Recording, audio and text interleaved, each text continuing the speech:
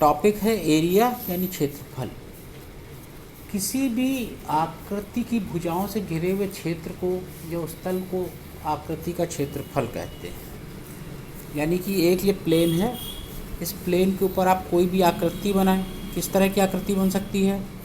वर्ग बन सकता है जिसकी चारों भुजा बराबर हों, आयत बन सकता है, ठीक है, पैरेललोग्राम बन सकता है, कुछ भी बन सकता है। तो इसके अंदर का जो ये एरिया ये है, इसके अंदर जो जितना ये एरिया घिरा है ये इसका पूरा क्षेत्रफल है। इसको एरिया को क्षेत्रफल कहते हैं। अब आकृति किस तरह की हो सकती है? पहली हो सकती है जिसको हम कहते हैं रेक्टेंगल। रेक्टेंगल मतलब आयत। आयत का मतलब एक ये लाइन, एक ये और एक ये। आमने सामने की भुजाएं बराबर होंगी, हर एंगल 90 डिग्री होगा, चारों के चारों कोण 90 डिग्री के होंगे, ठीक है।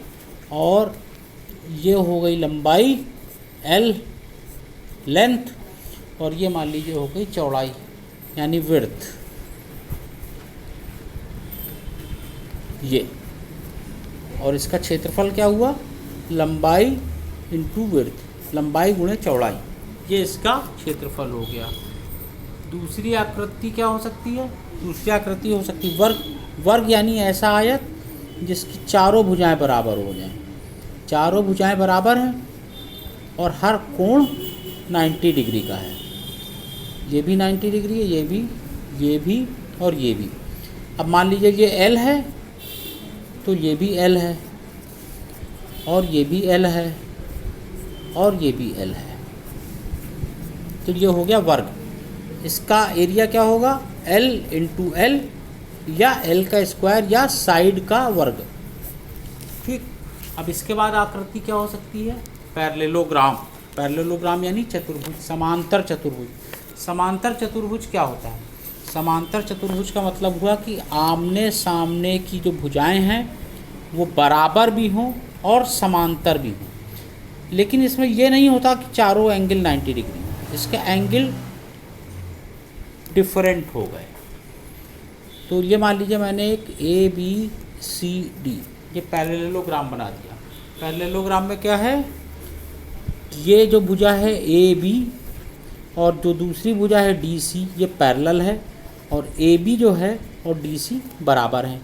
इसी तरीके से AD और CB पैरेलल हैं, और AD और CB आपस में बराबर हैं। यानी दो भुजाएं पैरेलल हैं और बराबर हैं, ये पैरेलल हों बराबर हैं। अब यहाँ से जो मैंने इसकी ये लाइन ड्रॉ की, तो यहाँ पर 90 डिग्री का एंगल बना रही है। तो ये जो है इसको इसकी हाइट बोलते हैं, H यानी हाइट, ठीक। और इसका जो वो होगा क्षेत्रफल, वो क्या होगा? आधार गुणे हाइट, ठीक है। ये बेस है और ये हाइट है। अब इसी को थोड़ा सा दूसरे ढंग से देखते हैं। मान लीजिए पैरेललोग्राम ऐसे ना बना करके हम ऐसे बना दें कि ये वाली जो भुजा है वो छोटी हो जाए, ये वाली भुजा बड़ी हो जाए, ये भुजा छोटी हो जाए, ये बड़ी हो जाए, ऐसे बना दिया। अब ये चीज़ मैंने इसको मान लीजिए लिखा ABCD इस तरह से। अब यहाँ पर ये क्या होगा? यहाँ पर जो मैं यहाँ से ये लाइन ड्रॉ करूँगा, ठीक, ये हाइट हो जाएगी। तो अगर मैंने यहाँ पर भी A और B को आधार माना है तो यहाँ भी AB इंटू हाइट, यानी कि जब अगर ये जो बेस हम मानेंगे उससे जो सामने वाला है ये हाइट हो जाएगी। तो इसका जो एरिया होगा वो होगा दोनों ही केस में AB इंटू H। हाइट, ये आधार है तो ये हाइट है, अगर मैंने इसको आधार माना तो ये हाइट है। इसमें ये है, इसमें ये हाइट हो गई। इसके बाद जो है एक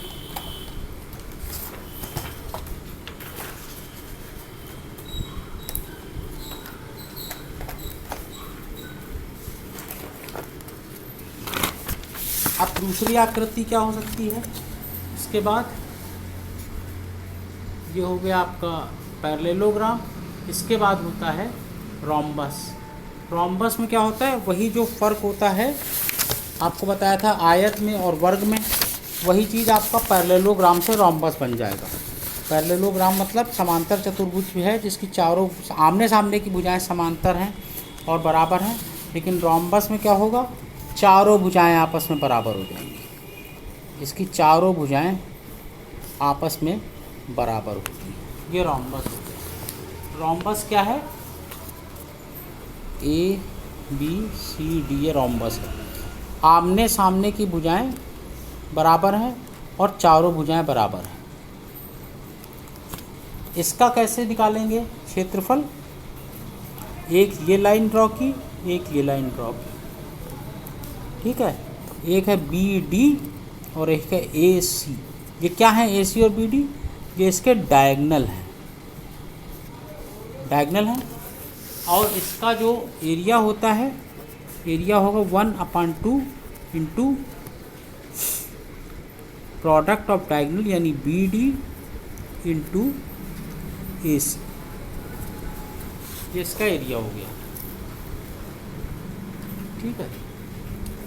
अब ट्रेपेजियम यानी समलंब चतुर्भुज। समलंब चतुर्भुज यानी ऐसा जिसकी दो भुजाएं आमने सामने की समांतर हो, सिर्फ दो भुजाएं समांतर हो, यानी कि इसको हम कहेंगे समलंब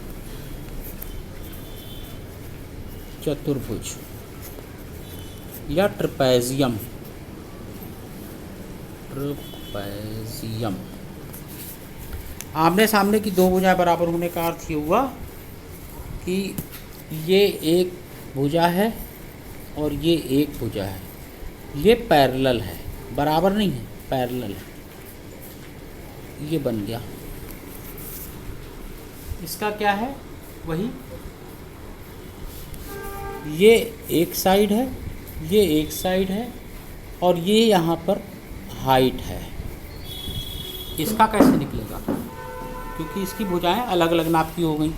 अब मान लीजिए ये ए बी सी डी मैंने किया, तो अब इसमें क्या करेंगे, ये जो भुजा है इसकी जो लंबाई है और ये जो भुजा है इसकी जो लंबाई है, इनको आपस में जोड़ देंगे, यानी बनाएंगे A B plus D C, ठीक। और इसको गुणा करेंगे इसकी हाइट से और पूरे इसको डिवाइड कर देंगे 2 से, ये इसका एरिया आ गया।